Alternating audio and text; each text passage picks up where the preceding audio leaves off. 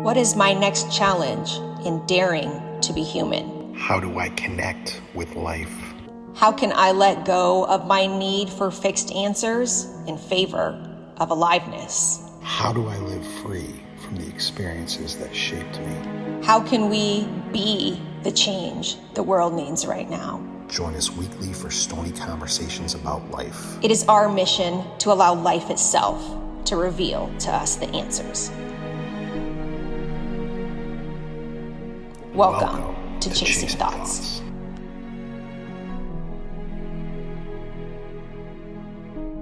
Hi, everybody. Welcome to Season 3, Episode 2 of the Chasing Thoughts podcast. Damn. Keith and I have decided to do seasons by when we felt a shift. So you'll notice Season 1 and then an energetic shift, Season 2 and an energetic shift. We're at Season 3 now with kind of a new vibe as we sink into each other and sink into ourselves. It's been good. Yeah, I like the new look, dude. You're like all laid back. And like whenever I edit these things too, I feel like a T-Rex because like all my hand motions are like this. So yeah, I gotta build that frame out so I can build like a little podcast place like you.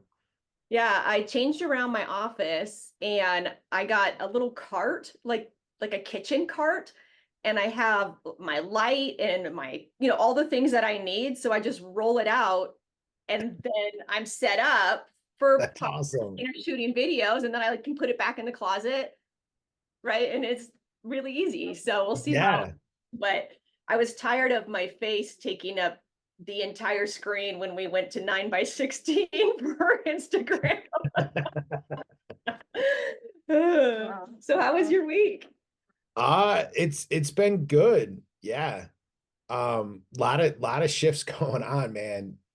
Like you're talking about like the energy shift, like doing more work because I always looked at the video production and stuff as like necessary but nonsense. Like I didn't want to do it. And then learning and taking on this new sort of mindset and when I say the word creator, I'm not talking about a content creator. I'm talking about like a creator of life, my own life. I now have all of a sudden motivation to do that stuff, like finally the message that I've had, for veterans, for people that suffer with PTSD has now connected with the engine to kind of push me forward, which is so cool that it's just that one change of frame, like mindset shift that made all that work.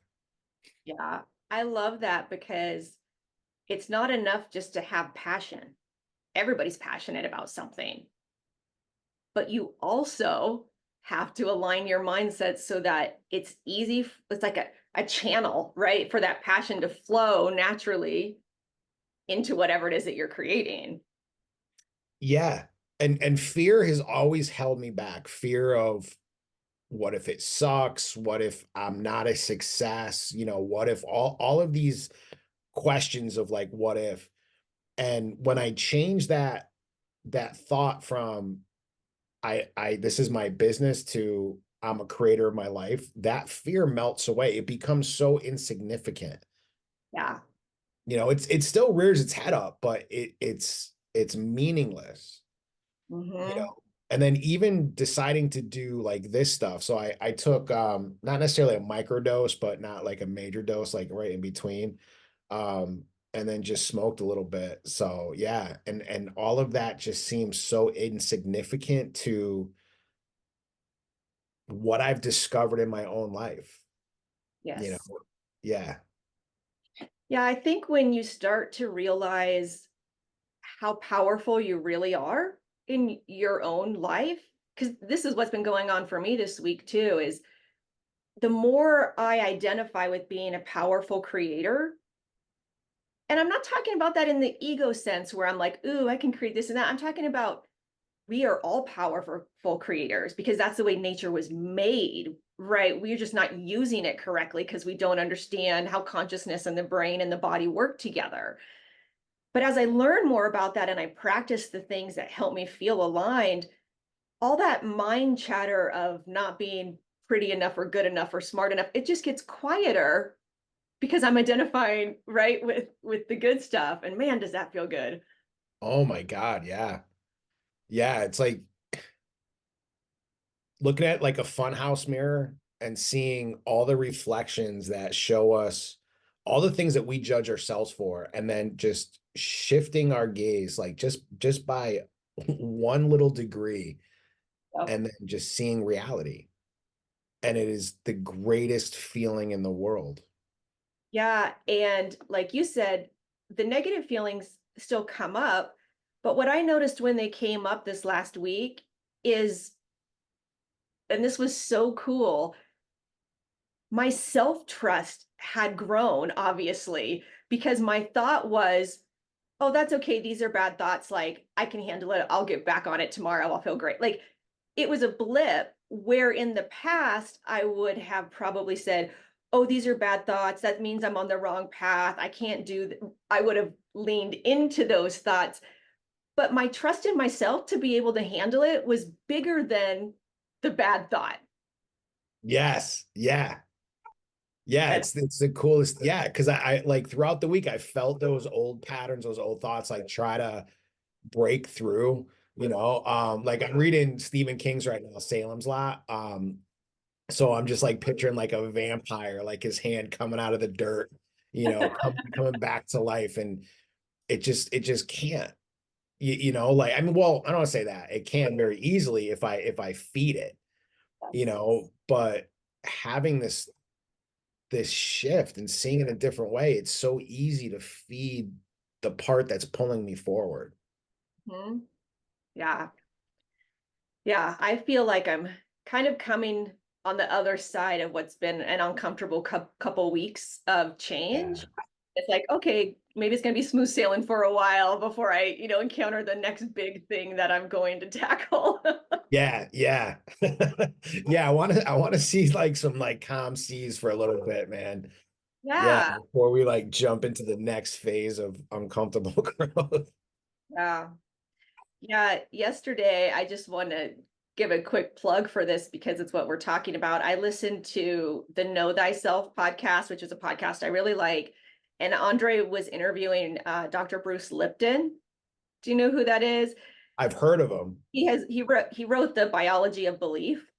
Oh, yeah, yeah, yeah. You told me about that book. Yeah, Yeah. and his show is exactly what we're talking about, but he explains it from a scientific way, why that works. Like how you learn in your subconscious, how you learn in your conscious, how those brains talk to each other, the how your brain and the things that you think affect how your DNA and your genetic coding is processing. Like it is the most fascinating thing. So if you really want to nerd out on it, like if you're listening to this, go check that out because it goes really deep into how it works so that you can get better at sort of hacking your own system and being a human. I don't want to say the right way, but like the effective way, the way that we were built to be, where we're aligned and we're using our consciousness, our subconscious, our brain, all in harmony. Yeah. And there's so much that tries to like disharmonize that way of life. And like we talked about last week, what is that way to sort of live in harmony, but also in the culture that we've created? It's so hard. So hard. And not only with the big stuff that you're talking about, but I'll share how I'm struggling with this right now. I absolutely love fantasy TV and like crazy weird shows. And I've been watching a lot of things that have a tendency to be more dark because a lot of those stories have a lot of darkness. I started watching American Gods yesterday. Have you ever seen that? It's based on the No. Simon book. Oh, it's so surreal and weird. And the premise is that like as people came to America, they brought their gods with them. So that you have like Christian gods and Egyptian gods and right, African gods.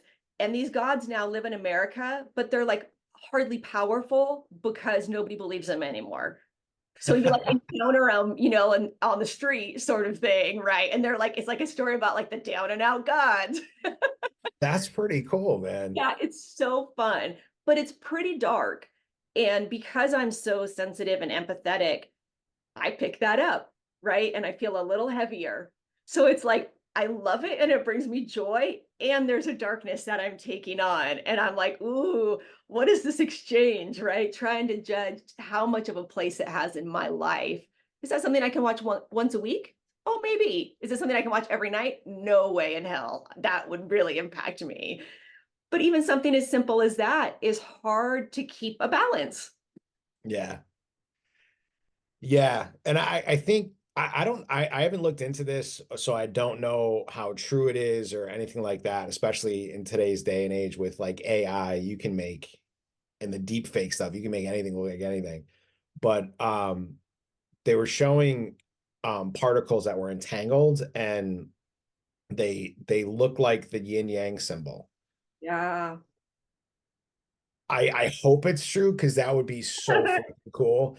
But regardless of that, I mean, we are both dark and light creatures, so I think we need some of that dark. Like we can't banish all of it, because that makes us. I mean, something we're not. Yeah. You know what I mean? There's no we're not perfection. So we have to have that balance of that darkness. And I because I'm the same way. I think TV shows are a great way to get that. You know, Mhm. like, but if you watch too much of it, like you can feel how it starts to affect you. Yeah, right. So you have to be aware of yourself so that you can judge where that line is. Yes. Yeah. Just sort of like waking up to like or understand. I hate that term waking up. Because I know so many people that use it and it's like so culty. But like just like you said, becoming aware of who you are, like seeing that we're not our thoughts, we're something so far bigger and greater than that. Yeah. Yeah, one of the things that Bruce Lipton was talking about in that show was the power of when you're falling asleep and your brain's going from whatever your primary brainwave is, I can't think of it right now, and then it goes to theta waves and then it goes to delta waves.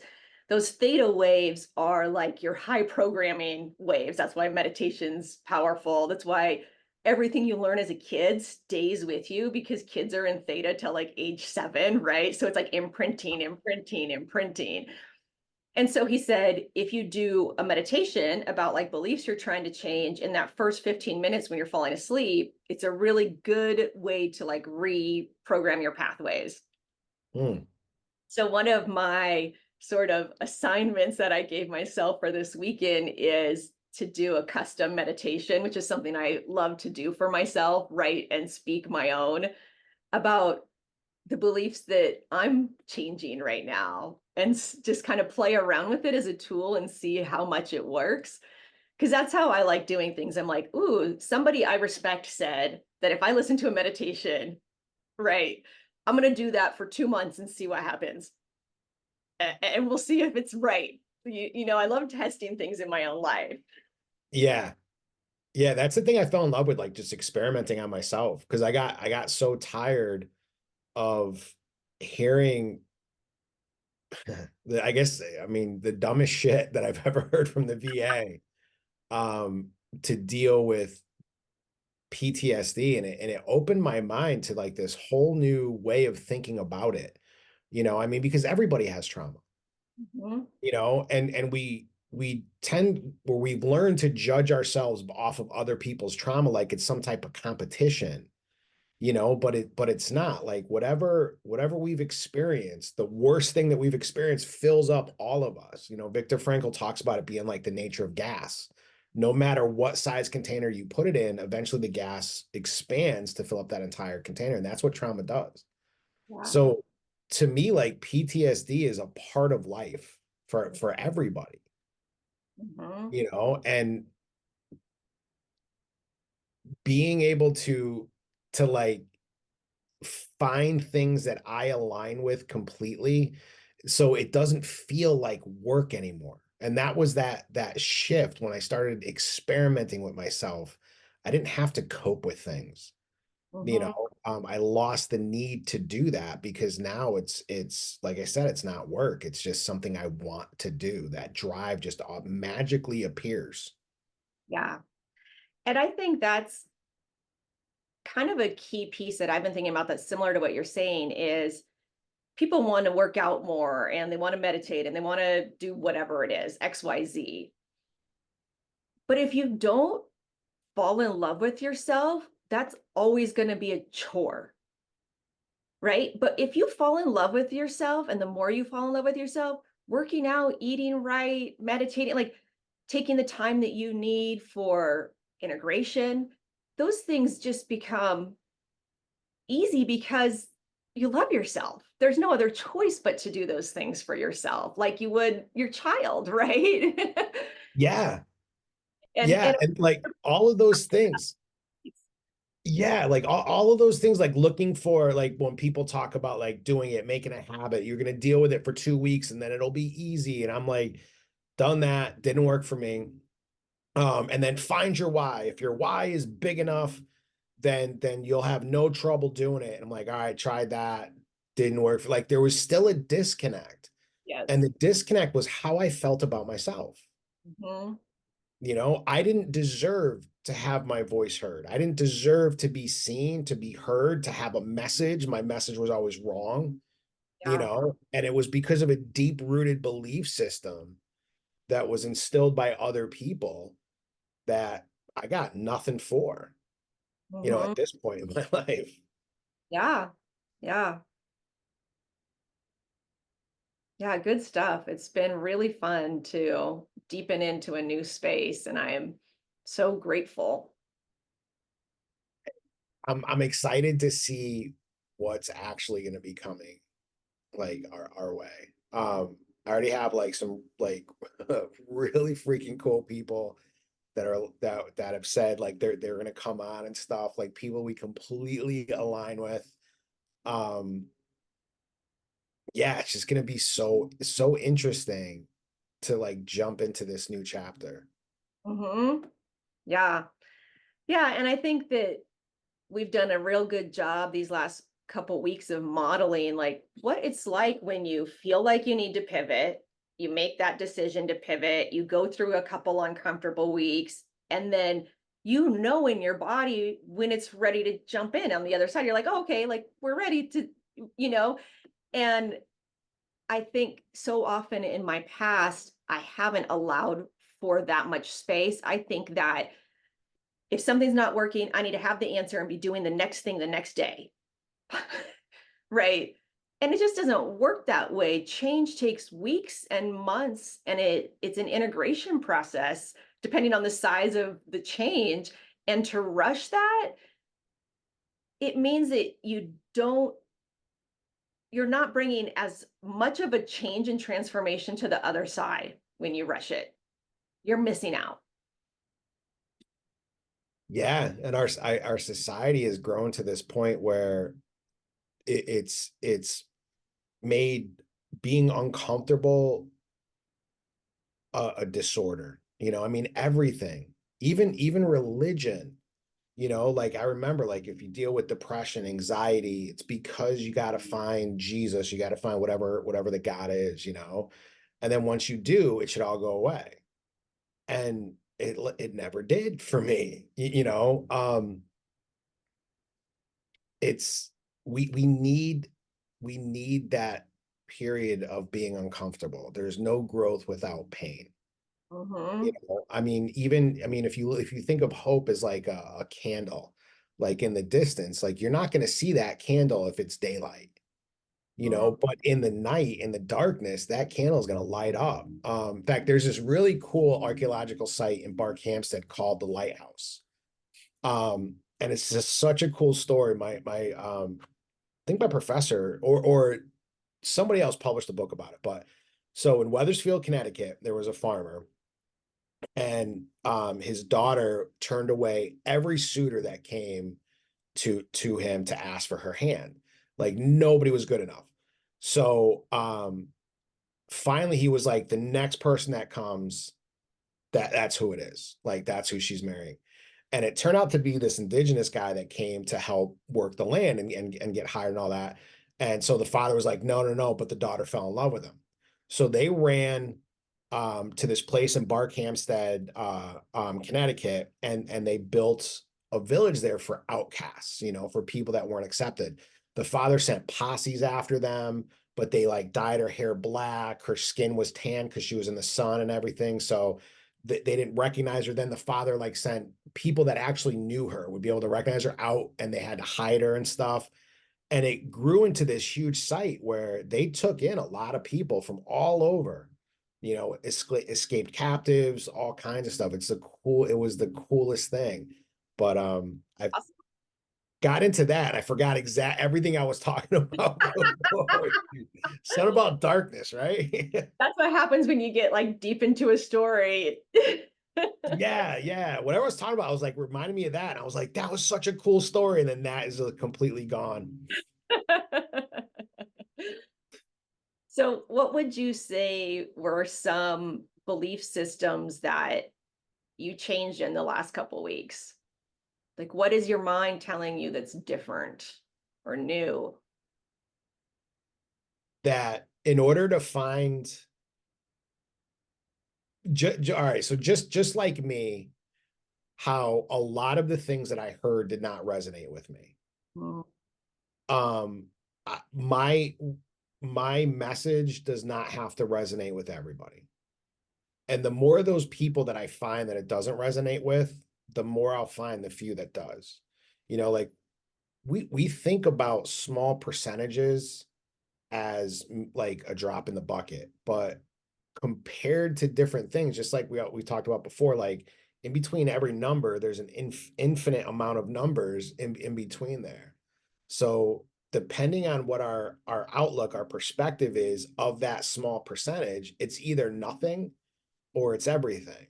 mm, And so that has kind of switched for me, like seeing that I don't need to resonate with everybody. And the mhm. more people that are telling me I'm an idiot, the more I'm going to find the people that it resonates with. Yeah, yeah. Yeah, I feel like this experiment of regarding life as work, I mean, life and work as art, right? Like trying to change that. Um, it's changed it from me to more of a being. Like it used to be that in my head, there were so many things I had to do, right? I have to do all my social media videos. It's part of my job. If I'm going to make it as an entrepreneur, I have to do this, right? I have to do the freaking dishes. Why do I have to do the dishes every single day? There's more dishes. Right? But it can get sort of onerous. And I noticed as I started regarding things as art, it really clicked when I first went to make my first social media video as an art project versus a chore. Huge Yeah. shift in what I created, how I felt. And so I started doing that with other things, right? Cleaning the cat box, going on errands, just really living into like being in my life. And it was almost like this idea of it being a chore or something I had to do was getting in between me and my actual experiencing of the moment, Yeah. you know? And so that also played into my belief about being a fraud because when I'm doing something, right, then there's a chance there's a gap there between me and the thing. But when I started to just show up in my videos and I noticed that fraud was not there as much. So I don't think I totally have this new shift yet, but those are the things that have kind of been playing around shifting in the way that I operate and in my mindset is yeah, instead of a list of things to do, just really allowing myself to live into each moment, whatever that looks like. And it's changing me. It's weird. Yeah, it's like going off that intuitive feeling instead of like the thought. Like even how many times we shut that down, like when you use the word onerous. Like I hate the fact that my vocabulary is so limited. Um, so I want to exchange. And when you said that, I was like, dude, it's a fucking good word, you know? And I wanted to say that. And intuitively, like that would have just came out without any thought, without any, and then but like, no, can't, don't, she's speaking, be Mhm. polite, you know, like the almost like the character. Yeah. We lose we lose being ourselves, I think, a lot of times because it's a pendulum, right? There's no balance. I think balance is a fallacy. It's a pendulum that's going to swing. And when you're trying to step into this new thing, it's easy because you see so many characters, so many people that it seems as if putting on the character is equal to them being like their Yes. authentic self, Yeah. and I'm not gonna like dreadlock my beard and start wearing like cloaks and like that's just not me, you know what I mean? So stepping into that authenticity, it's so hard to do, but it like you said, I don't know, there's just like such a cool feeling about it. Yeah. Yeah, and I think it's really using different parts of your brain and different chemicals in your body. And right, as we go deeper and deeper into science, we start to understand that. And then it makes it seem less woo-woo because we understand, oh, this is real stuff. This is actually happening. We are impacting the way we feel. We are impacting the diseases we get in our physical body with our thoughts and our feelings and our belief systems. Yeah, yeah. Dude, that just reminded me because I was just checking my phone right before we went on. Comment had come up on a TikTok video I made, and I just had a bad feeling about this comment. And it turned out to be one of the best comments I've ever gotten. So I clicked on it and it said, herpes has left my body because of Dr. something. I'm like, what the fuck? So yeah, like we're impacting the disease in our body, and apparently someone this doctor is curing herpes, which is such a cool thing. Yeah. I've gotten those kind of comments too, and I'm thinking, is this marketing and does it work? Like, are they just going and putting that comment on 100 pages? Or is it just Yeah. a lot? What's happening here? Dude, according to my Facebook, which I don't like Facebook at all. But I'm like, whatever. It's just one more avenue to put stuff out, right? But if it wasn't for people telling me about all these different doctors that got a microdosing and that cured them of everything, like as far as I know, everybody in the United States is now microdosing because of Dr. Paul Pox or something on Instagram that's sending them these pills and stuff. And I'm like, dude, like that's all the comments I got. So, what about going forward? What is a belief system or a mindset shift that you want to change or you're still wrestling as you move into more like action in this new phase? Relaxing into myself. Mhm. You know, I just saw a video, a guy that I had found when I first started this whole journey.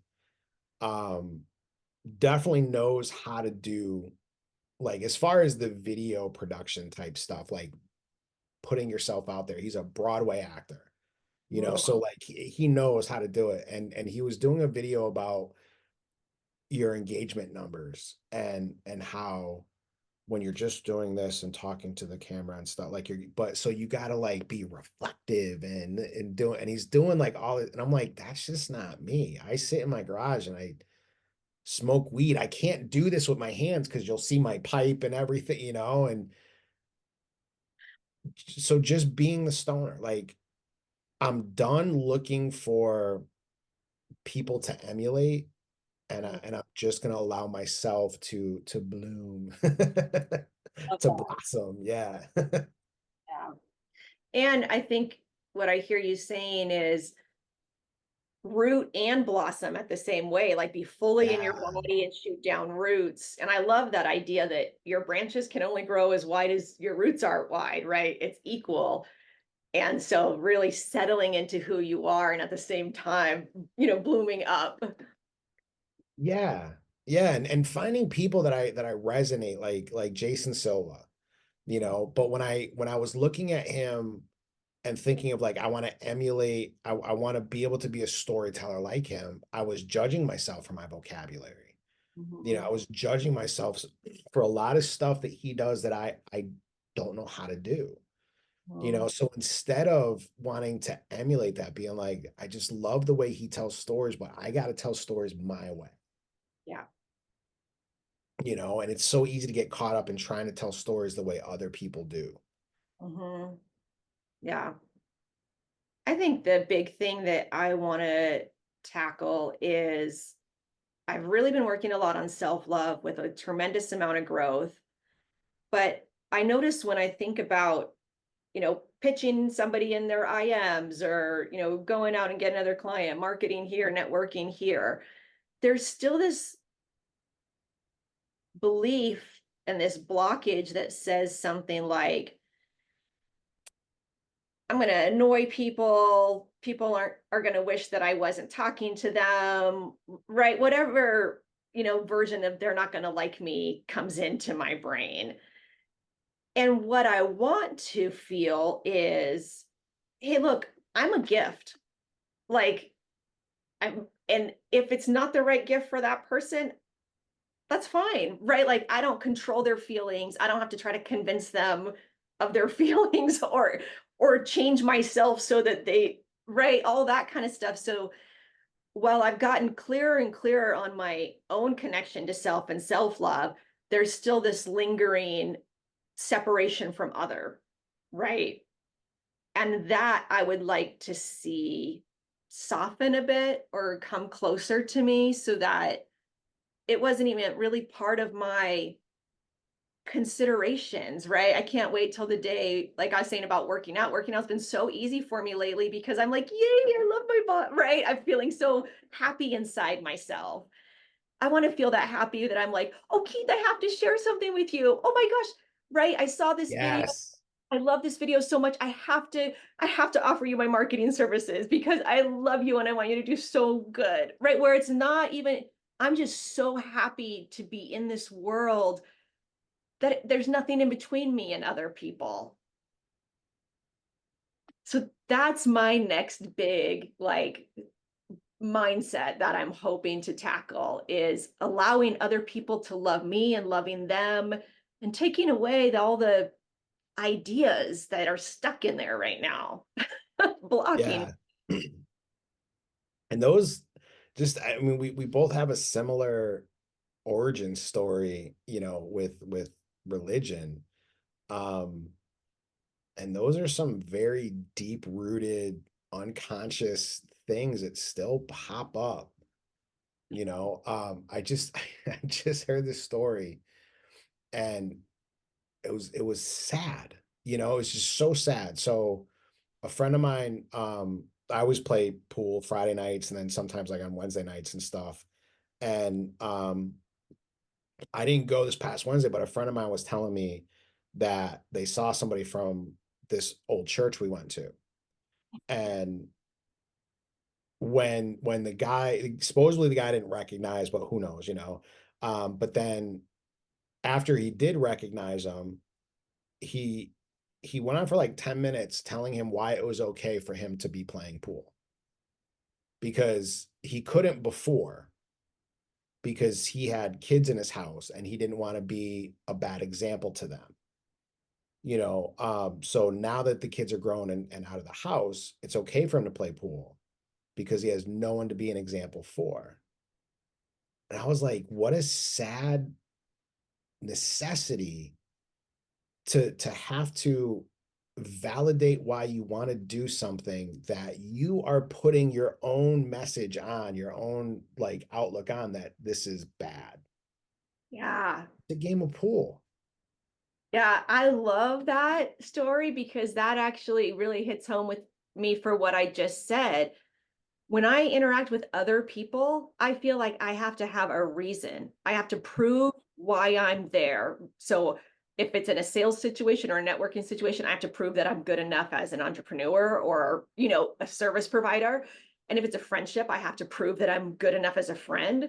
But it's that reasoning, thinking that I am not enough just on my own or like just going to do it. Hey, I can go play pool because I want to. I can take a nap after this if I want to, right? That I don't have to have reasons for every goddamn thing I do. Yeah. Yeah. Mind loves to like play that game of like, okay, prove that you're good enough to take a nap right now. Did you work hard enough? Yeah. And it's easy to pick on religion, like that to use that because they use that as a mechanism, a mechanism to control. But our minds do it regardless, Yeah. you know. I don't know, like from just stuff I've read, like, I mean, I think some really good theories that like life, and again, I don't want to say life is easy. There's horrible things that go on in life, but we're it's not as we were when we were a prey species, when we were hunter gatherers. Life has gotten so easy. We make psychological threats, and those psychological threats that have gotten so ingrained, we see them everywhere. And then we don't want them. We don't want to feel anxiety. We don't want to feel the bad things. So we turn those into threats themselves, where it's just part of the spectrum of emotions that we have. Yeah. Yeah. I think I love the concept and idea that if you're really anxious or worried about something, if you try to protect yourself from the bad, your brain is telling you that means you're going to do better when something bad happens, right? You're going to be smarter. But that's not true. The Not at opposite. all. If you are in a place of like groundedness and you haven't been anxious and you've been full of joy and presence and love, when a problem comes, you'll be able to handle it in that space. Versus if you're living in anxiety and worry and stress, when a problem comes, you'll handle it from that space. So Yes. your brain is telling you to do the exact opposite thing that you should be doing. Right. And that just goes to show that the brain shouldn't be the leader of your whole life. It should be one piece Yes. that you're using. Yes, dude. That explains like everything. You just completely encapsulated like the whole reason why I fell in love with coaching. Uh, Because all of the therapy that I did, it was think about something to fill out a form, a little worksheet. When the worksheet was done, I put it away. And then the rest of the week, I'm not thinking about it until I go over it with the therapist.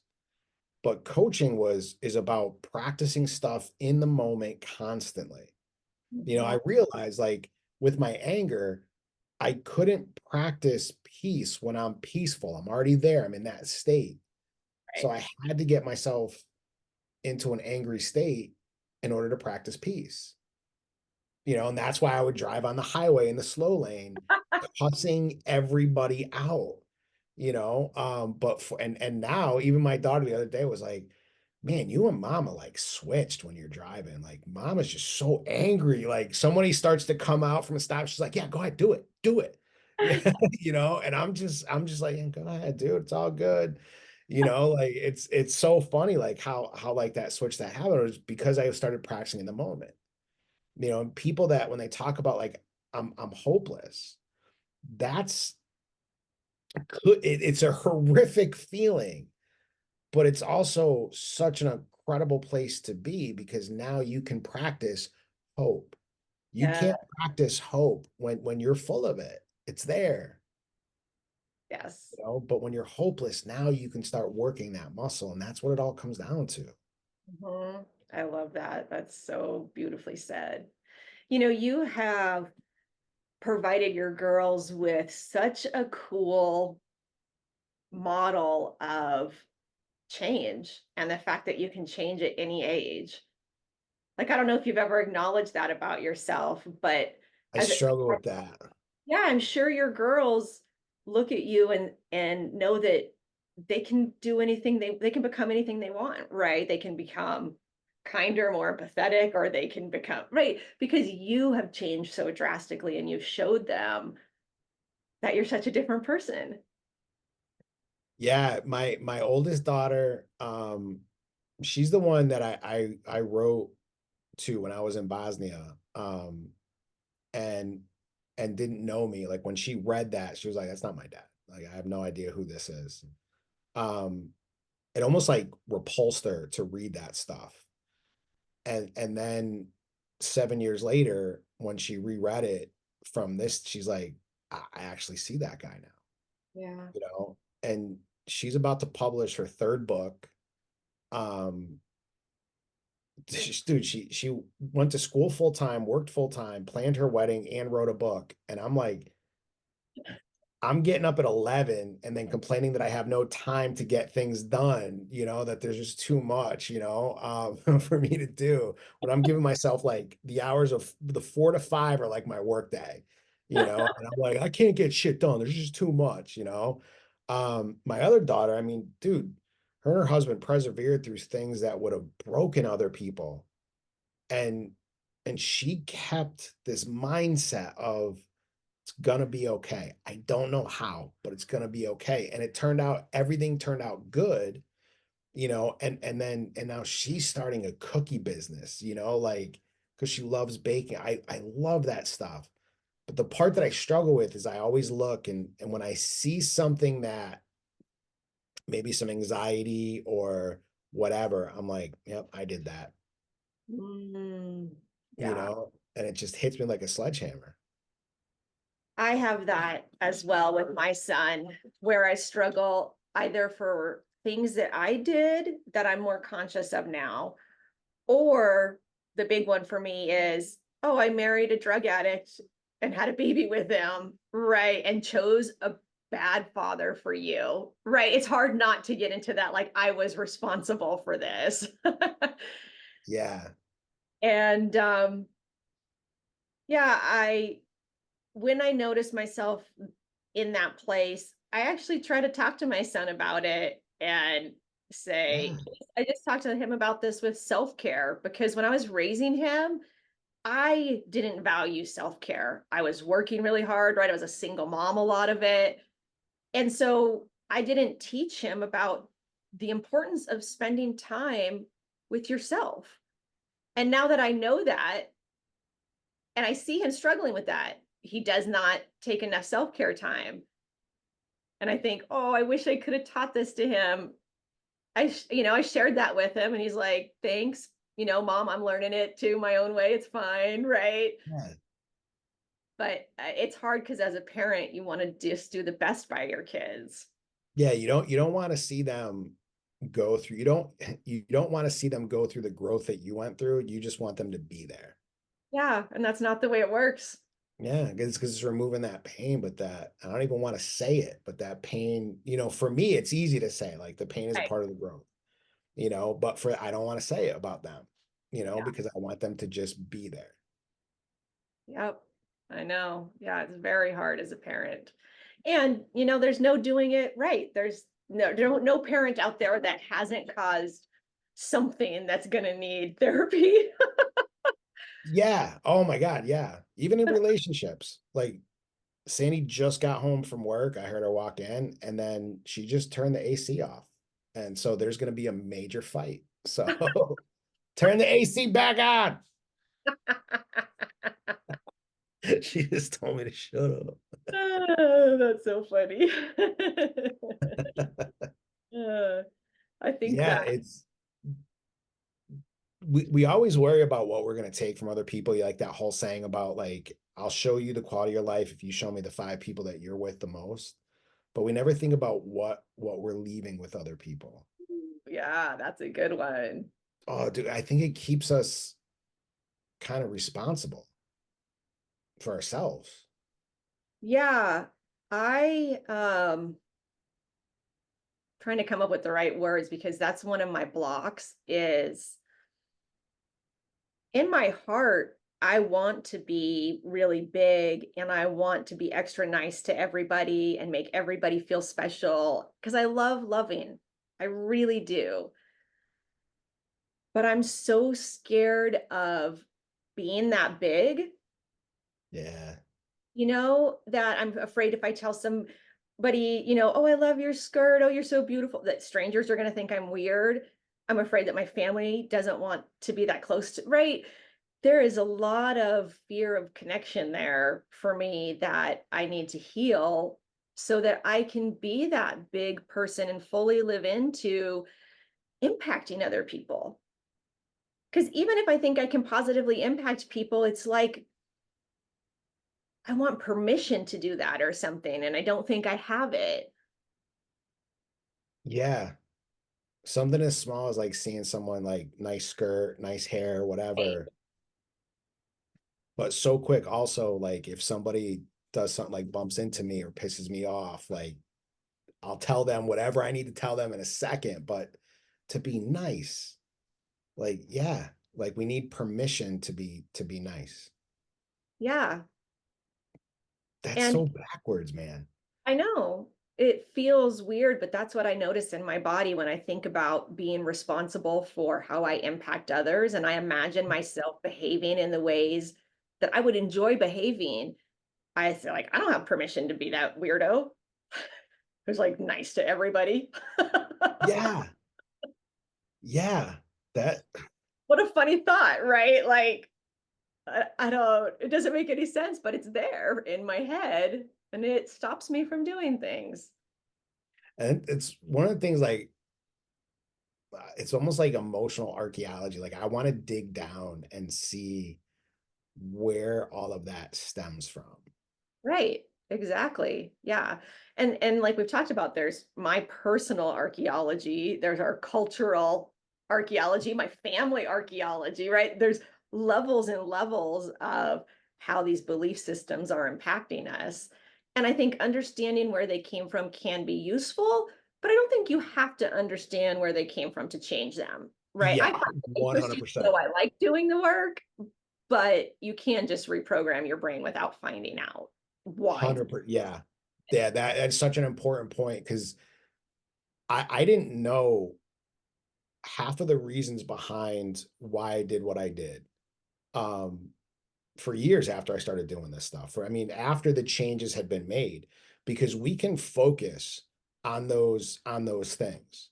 And those can be negative things. Like why like one of the things like if I get anxious and I'm focusing on why am I like this? I shouldn't be like this. Well, I'm focusing on my anxiousness, Mm. right? And then that little cliche that's always used, like where focus goes, energy flows, right? I hate the cliche, but it's true, you Mhm. know, and there's science behind it besides just like a nice rhyme scheme. And so since I'm focusing on not wanting to feel that, it's driving energy to it, so I feel it more, Yeah.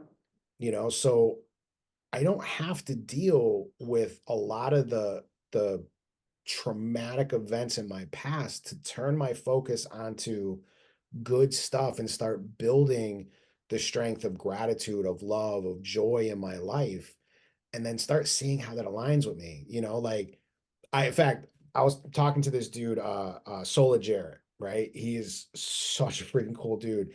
And I always talk about like I play the fool, but you know, inside there was always a shame associated with that. Mm. And then he said the same thing, like he's just a silly dude. And I'm Mhm. like, wait, that it's okay, Yeah. you know? And now I'm like, yeah, I play the fool. Like I'm gonna do the stupid thing Right. You because have to finish it, right? That's, yeah, yeah.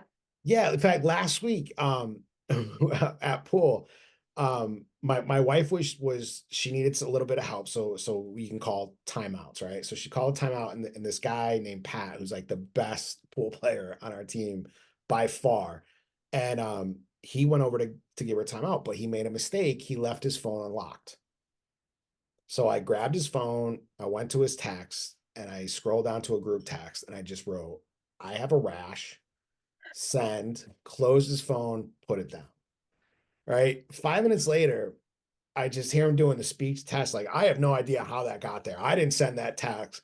Right. Turns out it was another pool team that he's on. And that was like his sister-in-law responding, like all these question marks.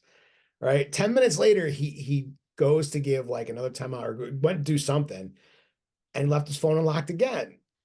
So I had already confessed to it, you know, we had a good laugh. So, but then I grabbed his phone to the same group. I was like, I really do have a rash though, you know, and like that. And it just made everybody laugh. I'm like, it felt so true to me. Yeah. You know what I mean? Something so small, insignificant, but it put a smile on so many people, like in mine included, face that night, you Yes. know, and it's okay. So it's okay to be an idiot. Yeah. Yeah, I think your natural expression of being the fool is akin to my natural expression of like falling in love with people, right? It's like Yeah. the way we are naturally when we're at our truest form. And yet we both have this sort of like, I'm not allowed to be that version of myself, right? I'm not allowed to fully live into that natural expression. And so, yeah, that's fun to like Okay, that's the next challenge. Really live into that with other people. So I wonder if you feel this like the same. So for me, when I play that fool, like to me, the opposite of that is I don't even know how to say it, but like the sort of the tough guy, the warrior, and I feel small, almost like emasculated by that being sort like the leading personality of myself. But for so many years, I tried to live in that other side of the personality, whatever you want to call that. Even talking about it like this, like there's a part of me that makes me squirm because I'm like, this is not who I am, but this is just where I've gotten to. This is now the reality of my situation. And I feel like that's what led that anger, trying to be something, to lead with something that I'm not. Mm, And now I see it as that part of me exists, but it's like a demon that is locked in a cage where it needs to be. mhm, And it can come out when it needs to, right. but I don't need it to lead anymore. Mhm. you know um and so it's a softening of that feeling. It's lost the shame. Like, so I'm wondering, like, with you leading with like that loving everybody, do you have like that alter ego that tells you like I need to be in charge? Yeah. So for me, how that would show up is being aloof. Oh, I'm just cool. Whatever. I'm better than everybody. Like, I don't really care if I'm invited. Like, I don't care if nobody's talking to me at this party. Like, I'm better than all of you guys, anyways, right? Like, aloof is my retreat, and that's where it feels safe. And I feel like an aloof person is kind of like they don't have any like major feelings, they don't have needs, right? I don't need anybody. I don't have to and I when I get uncomfortable, that's where I have a tendency to go. And then Yeah. the result of aloofness is disconnection, right? So then I don't have quality relationships in my life. So those are like my two extremes. And I'm somewhere in the middle now. Like I don't think I'm living fully from that aloof character that I lived from before, but I'm certainly not fully into my love character. And it's because people have given me feedback. When I was executive director a few years ago, I even had my board president say that in my job review. He said, you're a little too friendly and nice in your emails, and I think it makes people uncomfortable. And that, I've gotten that feedback a couple times where people feel uncomfortable. And I've been thinking about this and thinking, okay, so my response to that has been, well, I don't want to make anybody uncomfortable. I'm going to stop being loving. Like, I'm trying to make you feel good, not uncomfortable. So I'm making you uncomfortable. But now I'm starting to think, well, wait a second. If I'm just love and they're uncomfortable with it, that doesn't have anything to do with me, right? Yeah. And trying to separate myself from their reaction of me. And it doesn't matter if I've gotten that feedback 100 times in my life that I'm too nice. Those are the 100 people that aren't in their own heart. And just like that, this picture popped up in my head of the environment, like this office environment in a square building, in a square office or a square cubicle with your square ass phone and your square computer. Like Totally. everything has to fit in that box. And you were just beyond that, Yeah. So they say, okay, well, there's something wrong with you. And then unfortunately, there's always going to be like, okay, well, that level of niceness, that level of love, that is going to be a trauma response. Like, but what if that's just you? Right. Like, Right. is it, I think my criteria comes down to like, is it bringing life into me or is it keeping me from life? Like, so like I can people please and stuff that keeps me from life, Yes. but I can also help people out that brings life into me, empowers me. Yes. Yeah. A good example is we had a game night a few nights ago, playing cards, big, huge game of hearts. I don't know if you play hearts.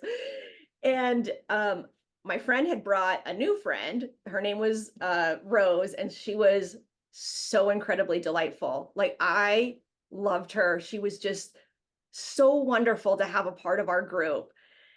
And when she left, in my heart, it's like, go over and give her a big hug and tell her you love her and you want to play with her again.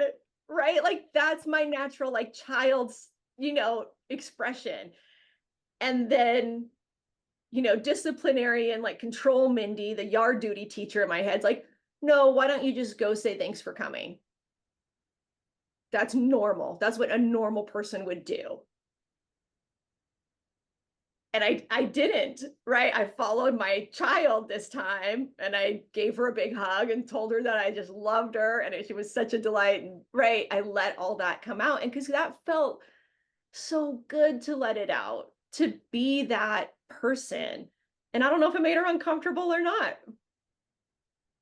Okay in the moment, but the next day I had a little bit of a vulnerability hangover, right? Like, Yeah, yeah, yeah. I should have just said, thanks for coming. I'm normal. Don't think I'm weird. Yeah. Yeah, dude. One of the best episodes of SpongeBob I ever saw was when because I mean everybody knows he's the weirdest dude like in Bikini Bottom. And so like he got tired of everybody like calling him so weird. So he saw a course on late night TV on how to be normal. And he started doing it, and then he like his square edges started to round. He started losing all the holes, and he would just walk around and be like, "Hi, how are you? It's crazy weather, huh?" Like everything changed about him, and he became like this normal person, just fit in with everybody else. So we look at people that are outside of the normal, and we hold them up. Those become our stars, our entertainers, stuff like that. But then for the rest of us, get in your fucking place. That's right. Yep. Your job is to be normal. Yeah, so true. Yeah, and I think that's this when you play the fool or I go into being a loving person, that's what catches us, right? Is this idea of like, nah, that's not really normal, right? Stay in this tiny lane, stay in this box. Yeah. And it just feels so like real. Almost like you have in those moments you actually experience reality. Yes, yes, yes. Like I remember I was walking, and there was a girl that was kind of walking a little bit behind me and stuff, and she was on the phone and talking about this guy like being in a relationship and stuff like that. And when she finally passed me, like it was just one of those things that just came up. And I was like, I think his name was Eric or Aaron or something. I was like, fuck Aaron. And she just started laughing and was like, hey, have a good. And but just like that little interaction like felt real. Yes, that's exactly right. Like if it's naturally arising in you and right, it should be able to be expressed without all these rules about it, you know? Yeah. And then you have like, and I see it a lot in older generations too, like where you have everybody needs to know my opinion. And it has nothing to do with that. You know what I mean? Like I saw a video of this guy, some country singer, and it was at not a big name or anything like that. And there was a lady like at the show, and she was like, "Oh, I love your music, but I hate your beard." And he like stopped the show and was like, What, why did you feel the need to say that to me? Like I don't ever want to like if I have an opinion like, oh, stupid shirt makes you look like a lumberjack, whatever.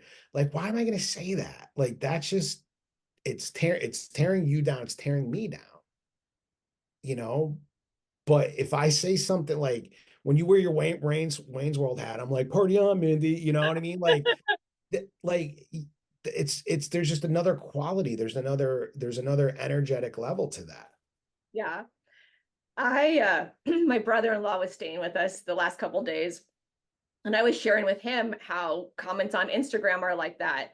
I posted something about like loving to work out, and somebody wrote on it like, well, this is a bunch of bullshit or something. Okay, whatever. But he showed me this SNL skit, and I'll link it in the comments because it's so funny. it's why'd you say that? And their contestants are there and they go to their Instagram page and they're like, why did you say this? Because like all these rude comments, it's hilarious. It's so funny. I'll have to link it. Yeah, yeah. Oh man. Do you ever see those like things like celebrities read mean tweets? Oh yeah, that's so funny. And I love like too, like when they laugh, like because some of them are like hysterical, and even they find the Right. funny in it. Yeah. You know, I think I've only had like one, like where some guy was like, this is so stupid, whatever, and I was just able to respond. I mean, it made me laugh. So I Yeah. just put like laughing faces after, like in the response to it. And because that's the thing too, like when you start figuring out how to love yourself, when you break away from the shame, from whatever that makes you feel, that makes you not want to do that, and you start doing it, those comments lose the sting to it. Yeah. Absolutely they do. Yeah. Your funny story with putting a message out to the group text on your friends, Yeah, which I love. I've never done that. You put a great idea in my head. I'm like, yeah. but sometimes what I do that I think is really funny is you can change the ringtone on someone's phone for a specific caller. So I'll go in behind my husband's back and change the ringtone for my number. And you can even do custom ringtones. So I'll record something like, my wife is really hot. And then he'll be like in Target or something, and his phone will start going off. He's like, my wife is really hot. My wife is really hot when I call him. That's so awesome. Just a little funny surprise that I like to do sometimes. Yeah. Yeah. I mean, we've lost the, I don't know, man. We're too serious. Yeah. Yeah.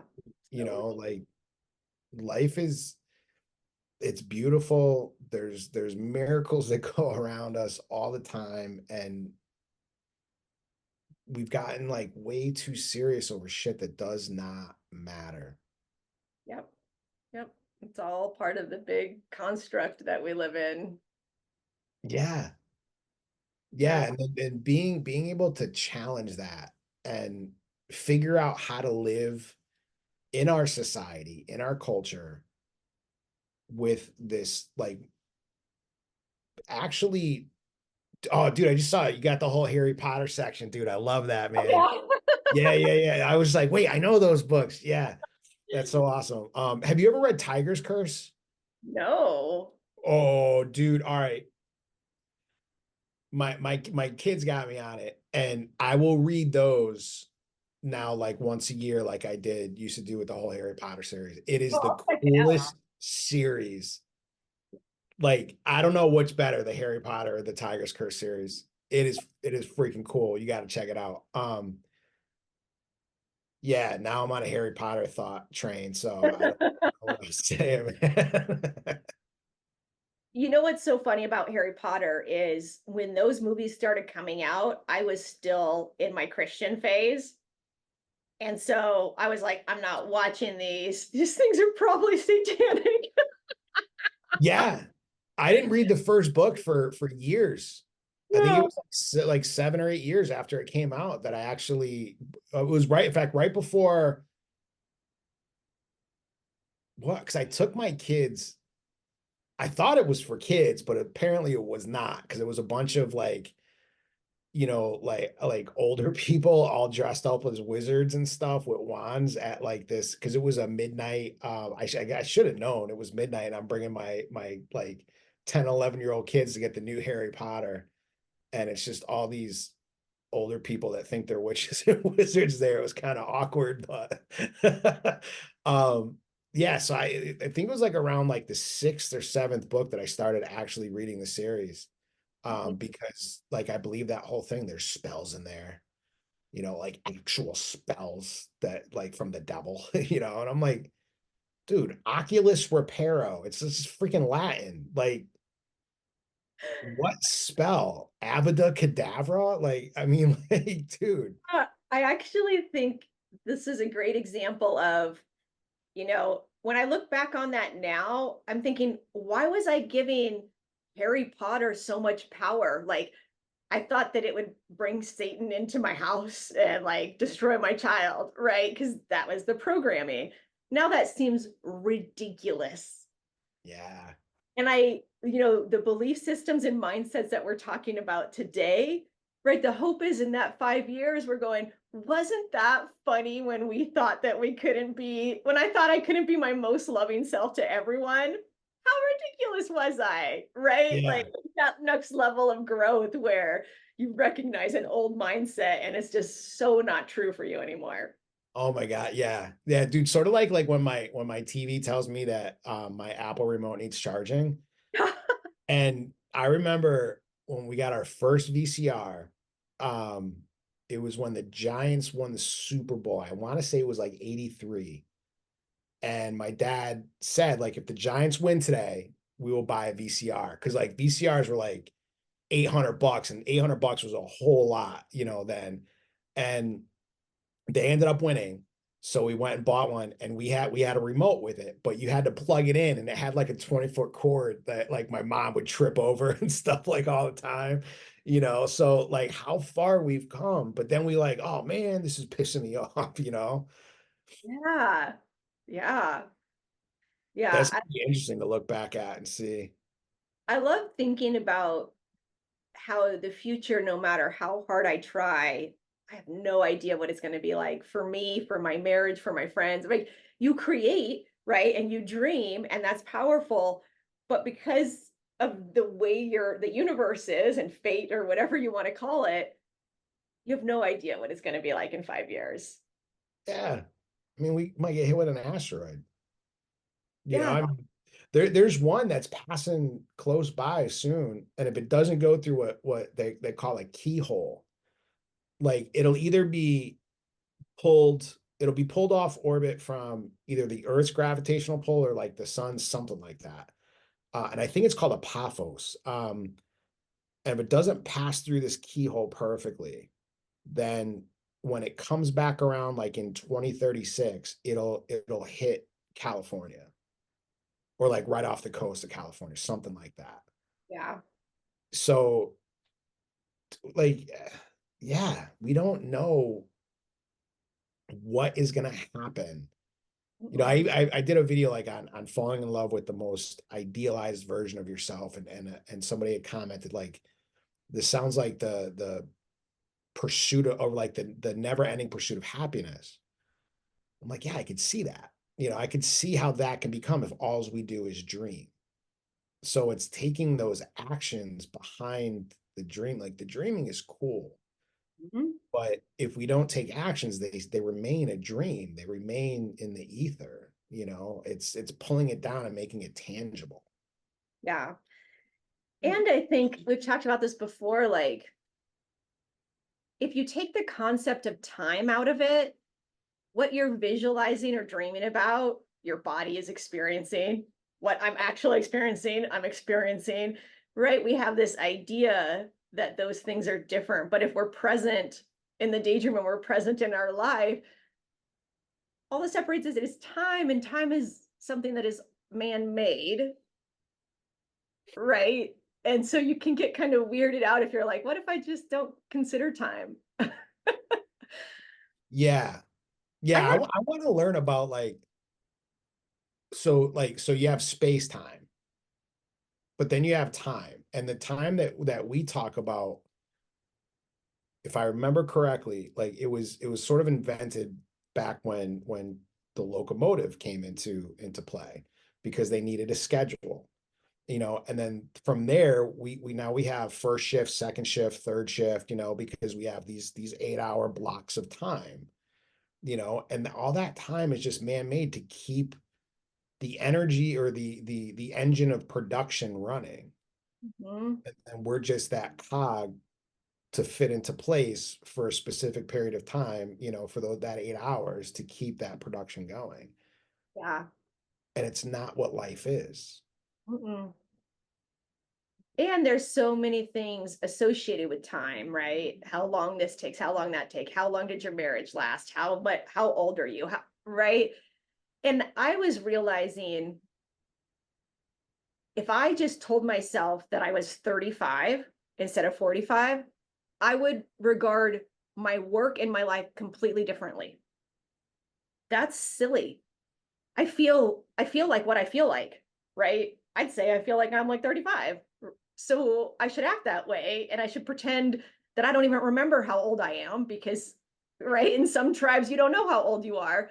Because as soon as I think, oh, I'm 45, oh, I'm 5 years away from 50, oh, I'm not allowed to wear that, oh, I can't dance in my TikToks because I'm an old lady, oh, because I, all these like rules about being 45 come on to me. And I'm like, oh my gosh, that's crazy. I never realized how much junk I was holding about my age. It's nuts. Yeah, Joe Dispenza talks a lot about that. How our mind can create like, in my head, I'm 12.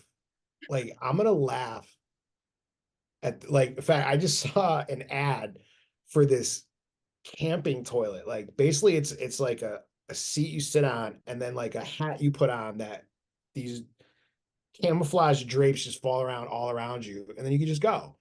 But the way they did the commercial was like you can use this when you're camping, when you're hiking, at a barbecue, at a funeral. And I'm like, how fucking funny would that be? Like I want like at my funeral, that's what I want people like all doing, like sitting there, not in seats, cry like all in these little potty tents, man. Like, oh, dude. But like my body feels like there's certain things it feels, you know what I mean? But I still act like I'm 12. Yeah. Even because even that whole thing, like for a second, like my mind goes down that thing and like everything else disappears, like a kid does, Yeah. and then like the serious part pulls back. Okay, we're speaking about time and how, like last night, my dog was like cowering from all the fireworks and stuff, and Sandy was laying next to her, and I tried to get on the floor, and my knee was like, yeah, fuck you, dude. So instead of like gracefully going down, it was like half gracefully and then half plop. But I got there, and then you just laugh at it, So yeah, things are gonna break down, but I'm gonna stay young in my head, man. Yeah. So let's this next week, I'll try to live into being more loving when it comes up, and you try to live into being more foolish when it comes up, the jester. Yeah, Sandy's gonna love that. Yeah, and let's just share with our listeners next week what that felt like, how that showed up for us, and because that would be fun. Beautiful, yeah. Yeah, And then that'll be cool. for any listener, choose your own thing, right? Whatever your natural expression of self is, and try to lean into it this week. See how it feels. Yeah, the thing that you try to hide the most, Yeah, live through that lens. yeah, yeah. Very cool. All right. Yeah. Thank you, everybody. This was a great episode. Thank you, Keith. See you guys next week. Thank you so much for joining us. We are so grateful for all of our listeners. Please support us in doing what we love. It's as simple as hitting that like or subscribe button. It would really mean a lot to us. Thanks, guys, and we'll see you next week.